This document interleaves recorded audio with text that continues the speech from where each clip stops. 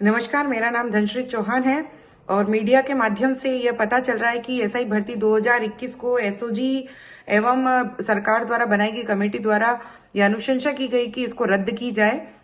मैं सरकार से निवेदन करूंगी कि एसओजी ने केवल 5% लोगों को ही इसमें दोषी पाया है, जिसमें से 54 जो बच्चे हैं चयनित अभ्यर्थी हैं वो दोषी पाए हैं। उनमें से 6 अभी फरार हैं, बाकी अन्य लोग हैं। लेकिन बाकी 700 जो अभ्यर्थी हैं उनकी कोई गलती नहीं है। उनमें से 365 बच्चे वो हैं जो पहले से ही कार्यरत थे सरकारी सेवाओं में, और 360 बच्चों ने आरएस मेंस भी दिया। ऐसे में इतने इंटेलिजेंट बच्चे जो कि टॉपर बच्चे कहलाएंगे इस भर्ती के, उनको मानसिक रूप से, आर्थिक रूप से और सामाजिक रूप से वेदनाग्रस्त करना उनके परिवार को, ये सरकार की बहुत बड़ी कमी होगी, उनकी हत्या करने के बराबर होगा।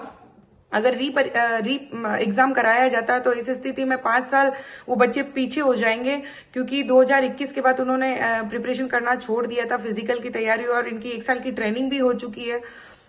और 5 साल जब इन्होंने छोड़ दिया, उस ड्यूरेशन में दूसरे जो अभ्यर्थी हैं पूरे राजस्थान से, वो लोग तैयारी कर ही रहे, तो कहीं पर भी उनके बराबर नहीं कर पाएंगे ये री एग्जाम में।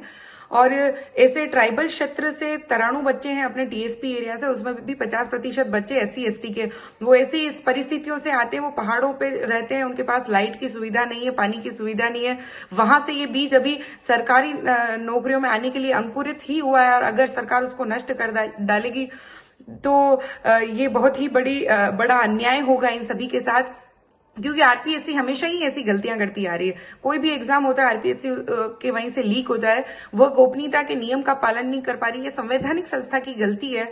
तो सबसे पहले सरकार से निवेदन करूंगी कि बीज को स्वच्छ करें, और उसके बाद जो आपने फसल उगाई है और उसमें जो खरपतवार है, जो दोषी लोग हैं उनको आप सजा दें, लेकिन जो फसल है आप उसको नष्ट ना करें, निर्दोषों के साथ अन्याय ना करें।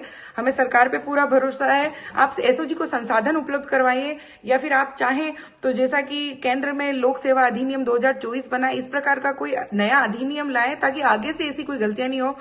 और अगर अभी भी कोई अधिकारी हम उसे कहेंगे कि आप फिर से वही एग्जाम निकाल करके फिर से क्लियर करके आ सकते हैं, तो वो खुद भी मना कर देंगे, ये पॉसिबल नहीं होता है। तो ये बहुत बड़ा अन्याय हो जाएगा इन बच्चों के साथ। ये सरकार की बहुत बड़ी हार होगी। टीएसपी के और मेवाड़ वागड़ के तो बच्चों ने कोई गलती भी नहीं की। मैं इनके लिए भी आवाज उठाऊंगी, और हर उस बच्चे के लिए आवाज उठाऊंगी राजस्थान के जिसने ईमानदारी से यहां तक का अपना सफर तय किया है। वो परिश्रम और उनके परिवार वालों ने जो आर्थिक स्थिति का सामना किया है वो काबिले तारीफ है।